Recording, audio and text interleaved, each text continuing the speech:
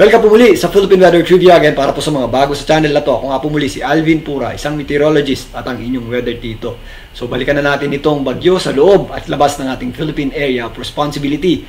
Ang Super Typhoon Nando nga ay nakalabas na ng ating PAR kanina pong umaga around bago mag alas 5, nasa 4:50 ng umaga. Yan po ay nakalabas ng ating Philippine area of responsibility. Ito po ay bahagyang mina pero nasa super typhoon category pa din na may taglay na lakas na hangin na umaabot sa 185 km per hour malapit sa kanyang gitna. At kung minsan may mga pagbugsong umaabot sa 230 km per hour. Ito po ay patuloy na kumikilos pa west-northwest sa bilis na 20 km per hour palayo nga sa ating bansa. Pero dahil medyo malawak po ang sirkulasyon itong Super Typhoon Nando, sumasabit pa rin po yung kanyang panglabas na kaulapan at wind field dito sa ilang bahagi ng Northern Luzon at extreme Northern Luzon, samantalang yung habagat naman na pinapalakas nitong Super Typhoon Nando ay nakaka-apekto pa rin sa ilang bahagi ng ating bansa. Samantalang yung ating binabantayang low pressure area sa labas ng ating PAR ay in-upgrade na ng Pag-asa into a tropical depression o naging bagyo na nga po yan. Kaya kapag nakapasok yan ngayong araw dito sa loob ng ating Philippine Area of Responsibility, yan po ay mabibigyan ng local name na Opong. Ito pong posibleng tawaging bagyong Opong ay naging bagyo kaninang alas 8 ng umaga. Yan po ay nasa tropical depression category na may taglay na lakas na hangin na umabot sa 55 km per hour malapit sa kanyang gitna at kung minsan may mga pagbugsong umabot sa 70 km per hour. Ito po ay huling namataan ng Pag-asa sa lying around 1,075 km east ng Eastern Visayas. May kabilisan po ito patuloy po itong kumikilos, pakanluran sa bilis na 35 km per hour at ngayong araw nga ito, papasok po yan sa loob ng ating Philippine Area of Responsibility at mabibigyan nga ng local name na Opong. Dahil medyo may kabilisan, by Thursday, meron na po tayong inaasahang direct effect nito, particularly mauuna yan dito sa eastern section ng Visayas at ilang bahagi ng Mindanao. So narito muli ang official forecast track ng Pag-asa sa Super Typhoon Nando na nakalabas na nga ng ating Philippine Area of Responsibility. Yan nga po ay unti-unting lalayo na sa ating landmass o kalupaan. Mamayang gabi yan po ay mas malayo na at bukas wala na po yung magiging direktang epekto sa atin dahil nandiyan na po yan sa may bandang ibaba ng Hong Kong. Meron tayong inaasahang paghina niyan after makalayo sa ating landmass or kalupaan or after makalayo sa ating Area of Responsibility. Pero sa ngayon, kung mapapansin nyo, itong kulay dilaw, yan po yung ating at least 39 km per hour na lakas ng hangin ay sumasabit pa rin dito sa ilang bahagi ng Central Luzon, Northern Luzon at extreme Northern Luzon. Pero ligtas na po tayo dito sa mga devastating o yung ating pinakamalalakas na hangin na directly associated sa bagyong Nando. Ito pong mga kulay pula, lalong-lalo na yung mga areas na malapit sa gitna. Pero ramdam pa rin po natin ang mga minsan gusty or pabugso-bugsong hangin na epekto ng kanyang outer wind field. Maliban dyan, meron pa rin tayong mga posibleng pagulan na maaaring matanggap dito sa panglabas na kaulapan ng bagyong Nando, particularly dito sa western section ng Northern Luzon. Samantalang, meron pa rin po yung inflow ng habagat o southwest monsoon na siya naman po magdadala ng mga possible kalat-kalat or scattered na pagulan, particularly dito sa western section ng Central Luzon, including Metro Manila at ito pong iba pang bahagi ng Metro Manila, ang Mimaropa, ang Cavite at Batangas at ang ilang bahagi nga ng Calabarzon, maging dyan sa may area ng Western Visayas. Samantalang, kasabay nga ng paglabas ng bagyong Nando, ito naman pong bagyong Opong ay papasok sa loob ng ating Philippine Area of Responsibility. Ngayong araw na ito, yan nga po ay mabibigyan agad ng local name na Opong dahil bagyo na po yan sa labas ng ating Philippine Area of Responsibility. Sa ngayon, mataas po o inaasahan po natin itong maglandfall or tumama sa lupa. Dahil kahit yung kanyang area of uncertainty ay pasok pa rin po yung ating mga landmass or kalupaan. So dapat paghandaan po natin ang posibleng pagtawid nito sa ating bansa in the next few days bago pumasok ang weekend. So ito po ay babaybay dito sa eastern section ng Eastern Visayas sa mga susunod na araw. So by Thursday, mas malapit na po yan. So yung kanyang trough at extension at yung kanyang panglabas na kaulapan ay magdadala na po ng mga possible na mga malalakas na pagulan dito sa areas ng Eastern Visayas, Central Visayas, kasama na po dyan ang area ng Caraga. Mas talakayin natin yan mamaya.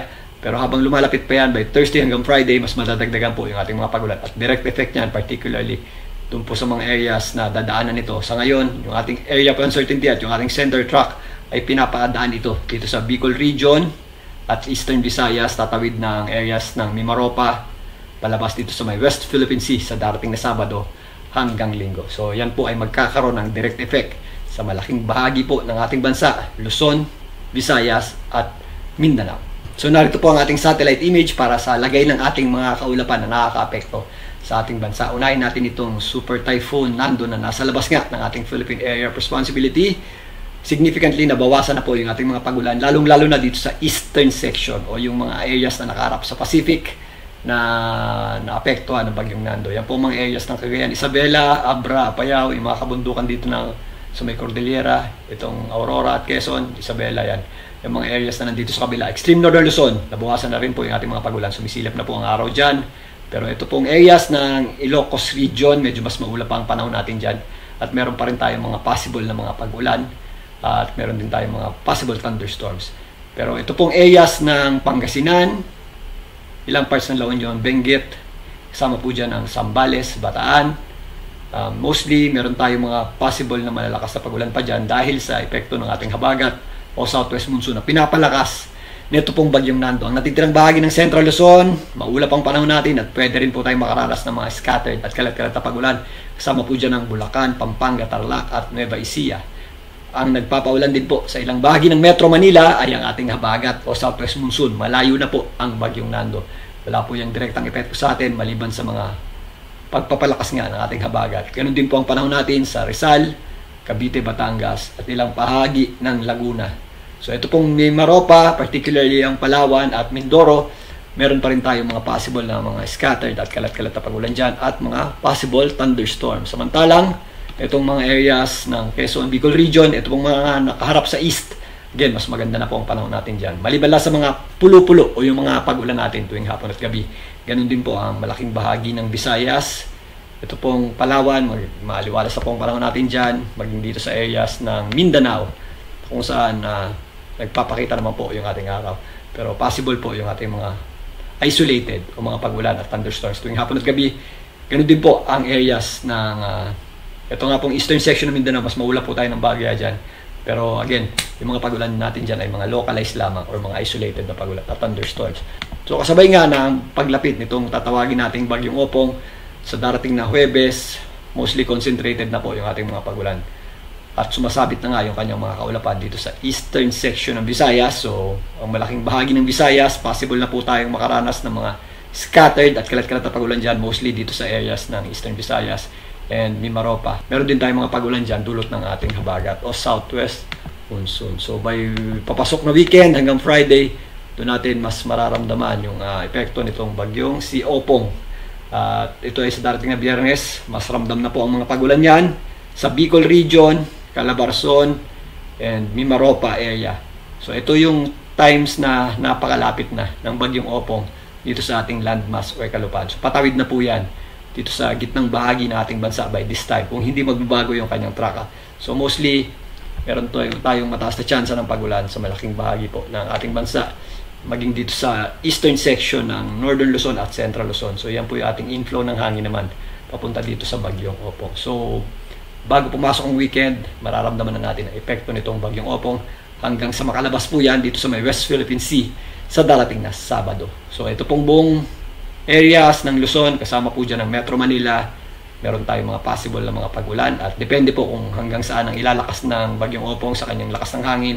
Madadagdagan pa po yan dahil ngayon itong bagyong Opong ay babaybay dito sa eastern section ng ating bansa. So meron tayong inaasahang gradual na paglakas niyan, although medyo mabilis ang pagkilos niyan. Ibig sabihin, pag medyo mabilis yung ating pagkilos ng bagyo, wala pa po siyang masyadong daladalang moisture or mga pagulan. Pero again, mas madadagdagan pa po yan in the next few days. Kaya babantayan po natin ang anumang pagbabago sa track at lakas nito pong bagyong Opong. For comparison lang, narito naman ang ensemble forecast track ng GFS para dito sa posibleng tawaging bagyong Opong. So halos ganun din po ang pagtaya ng GFS dito.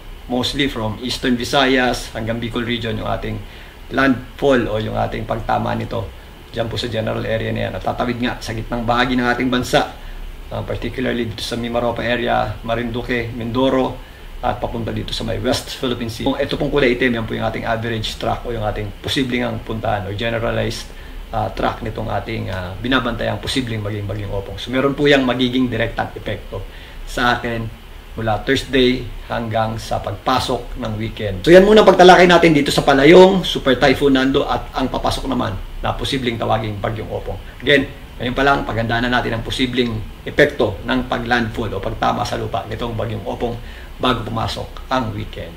Muli ako po ang inyong Weather Tito para sa Philippine Weather Trivia. Magandang tanghali po.